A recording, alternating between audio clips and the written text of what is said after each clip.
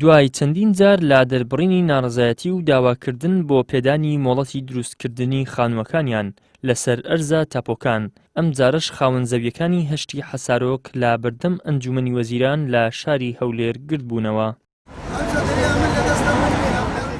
حکوومەتی هەرێمی کوردستان لەگەڵ ئەوەی ساڵانە باجیان لێوەردەگرێت، بەڵام ڕێگە نادات خانوو لەسەر زەویەکانیان دروست بکەن و یەکێک لە خاوەن-زەویەکانیش دەڵێت 4 مەتر لە دووری زەویەکەی منەوە خانوو دروست کراوە، بەڵام ڕێگە بە من نادرێت تاکو خانووەکە دروست بکەم. بەڵگەی ڕسمی ئەمن 1 سارە لە دوومە پێشتر ڕێگە پێدا نەبوو لە کابینەکەیتکە، لەو کابینەی بە حساب چاکسازی دەکەن، ڕێپێدانیان ڕاگرتیا، ئەنێ تو ڕێپێدانی ڕدەگریت چای دەکەی یان خرای دەکەی، ڕێپێدان کو دەبێ ڕابگیرێ زەوی تاپۆ بە ناوی خۆت بی کە چەند سار 5 سارە ڕێگە پێدانەیە 200 خانی دروست کرایە، خزمەت گوزاری نەبووە، خەرکەی فەقیر ئەوەی مەجبور بی لۆ خۆی دروست دەکا، ئەویشی ڕاگر لە خەرکی فەقیر لێ ناگەڕێ. ئەمن هەموو شتیشم تەواو کرد، کەشفیشیان لۆ کردم،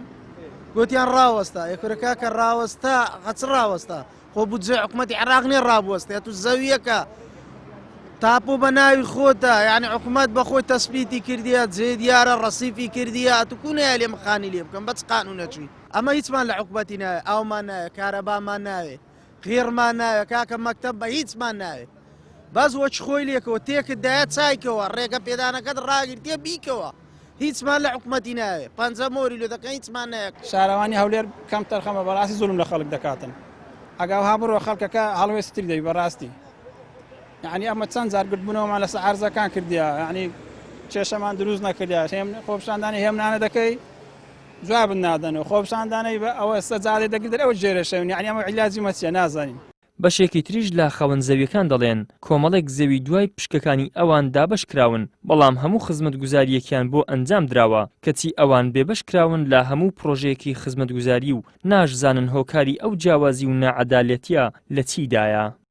شوێنێکی زۆر میمە، هەر چاردەورەی ئاو خانیە، هەر چاردەورەی شارە، بۆ نمونە لەلایەکی 5 عەسارۆکان، لایەکی بێرکۆتە، لایەکی شاری لاوان و هیرانسیستیە، لایەکیش گوندی ئارام و ئەوانەیە کە نایلن لێگەڕ ڕێخانی مەمە بکەین. ئایا لێرە هەموو گومانەکان وایە کە مەسوولێک دەستی بەسەر و زەویانە داگرتیە؟ هەموو ساڵێ ئەو ئاردانە 16,000 پارچە ئاردا هەموو زەریبەی دێتە سەری،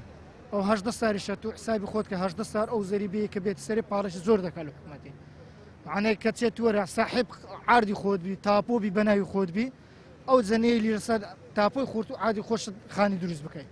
ساڕانەش لەسەر ئەوەش کە زەریبە لێ وەردەگریت. لەگەڵ ئەوەی لەلایەندام و دەستگا پەیوەندیدارەکانی هەولێرەوە ماوەی چەند ساڵێکە ڕێگری لە هاوڵاتیان دەکرێت لەسەر زەویە تاپۆکانیان خانوو دروست بکەن، بەڵام ڕۆژانە لە شار و شارۆچکەکانی هەرێمی کوردستانەوە بە شێوەی نایاسایی و لەسەر مڵک و زەوی گشتی خانوو پرۆژەی زیادەڕۆی دروست دەکرێت، بەڵام لەبەر ئەوەی دەستی بەرپرسانی حیزبی و حکومیان لە پشتەوەیە بڕیارەکانی حکوومەت نایەنگرێتەوە و لێپرسینەوەیان لەگەڵدا ناکرێت، کەچی بە بیانووی نایاساییەوە کێشە بۆ خاوەن-زەویەکانی هەشتی حەسارۆک لە هەولێر دروست دەکرێت. ئیدریس محەممەد، کەناڵی ئاسمانی پەیام، هەولێر.